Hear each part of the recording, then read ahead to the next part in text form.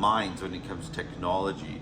I like to think of myself as more of a promoter, and I love technology, but I think of myself as more of a great connector. And we're a great dynamic team. Yeah, it's worked very well, right? It's worked very well. Fantastic partnership, yeah. And I think that we, the two of us, really understand what the office environment needs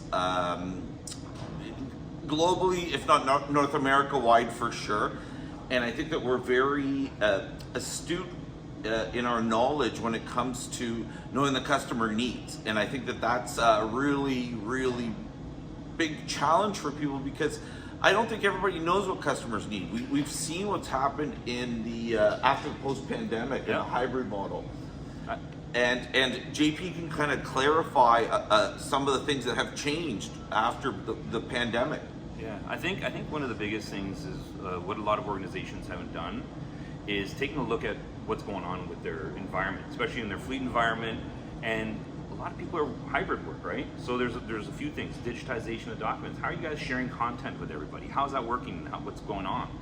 The other thing. But what do you mean by sharing content mostly? Do you mean sharing like through the like the Zoom applications? No, I'm talking about paper. So paper, a lot of organizations are paper heavy, right? And so what ends up happening is companies have paper-based technology that they've used for a long time. It takes a lot of back-end systems, a lot of money to go paperless.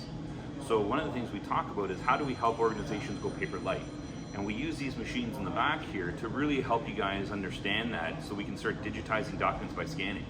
And then we can OCR documents, and we can start to really help understand what's going on. And then you have documents that were once physical to digital, and then you can share them within your OneDrive, your Google Drive, however you're doing document sharing within the organization. That's a big You shock me every time you talk. No, every time you say that, and that's the thing. I go into customers sometimes, and I was downtown last week, and I was talking to someone, and they say, "Oh, what are these printers?" And I said, it's not about the printers. That's just like an onloading device. I talked to Larry King about it many, many years ago. It's just a device that onboards some of the paper docs you have. But then we've got all these systems in place to manage those docs, which I think that's where our business is really changing, right? Yeah, and the big thing what's happening now is a lot of companies are going in and releasing stuff, right?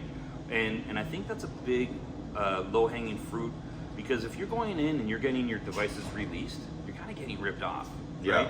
Because you're going in and getting old technology that's 5 to 10 years old, and companies are just making more money on those things, and we want to come in and do what's right for you, right? Yeah. And I think that's a big part of the conversation we're having with a lot of our customers, is that people are saying, well, we don't use these anymore. Okay, well, how do we use them to digitize the documents, and how do we do this so that the technology that you're going to be using now is going to be good in 5 years, right? Because you can't move forward to go paper light. I like the word paper light. I know you love paper light. How do you go paper light? How do you do that without having to, you got to invest a little bit, right? And you have to spend a little bit of money, and we're never going to be the cheapest people out there. Yeah. But it's because we're going to help you do the right thing. I love when you say paper light. I think a lot of people look at our industry and they say, oh, it's kind of like the days of Amazon when Jeff Bezos was taking away books and he started to go with the Kindle. And everybody's saying, well, you're going to kill your own business. You're going to eat your own food. And I'm saying, no, we already have the customers. So we're just changing the technology we give them, because we're a technology companies. Well, HP, Konica Minolta, Canon, these are how often do you change your cell phone?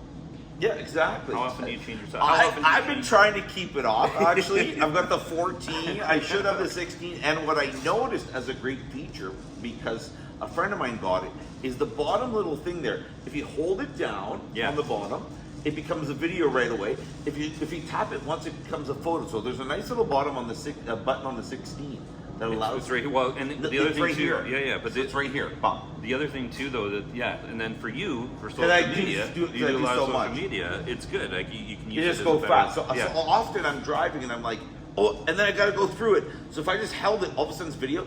Once it's photo. It's a really nice little feature. But that's technology. So if you think about that within the work environment, how do we make everyone in your business, in companies that you're doing, how do we make you guys more efficient? How do we make people, spend less time on tedious tasks, right? and that's the way of the future. And then there's a whole You know bunch what of other I stuff. heard? You know what I heard? I heard that it's this funny stat that if you don't upgrade your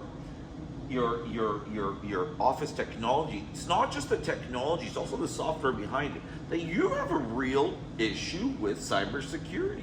That is a huge and we've talked about it, but that's a major issue. Yeah, Like, that's it. So what we're seeing too is a lot of companies are keeping machines for 10 years right now. it's just crazy when you think about it. It's okay because the machine's going to work, but the problem is that you're 100% right. Is the technology that came out 10 years ago?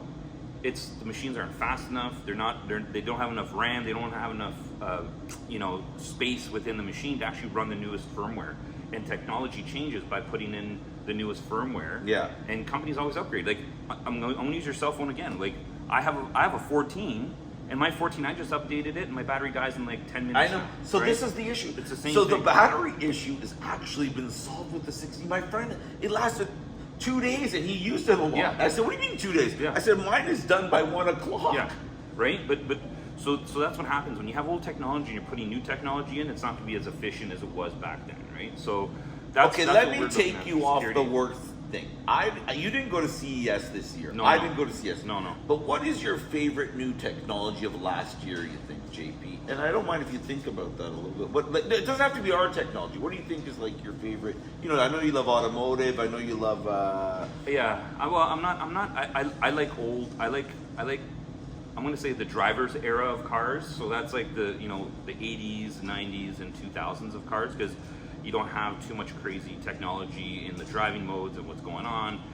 I call that the driver's era. So Okay. that I like that. So I don't like the new stuff right now. When you can't be like my car drives itself. Like I can't even control and put it into another lane. If I'm changing another lane without signal, it's screwed Now up. let me just see if this stopped in any way. Okay, so we've got.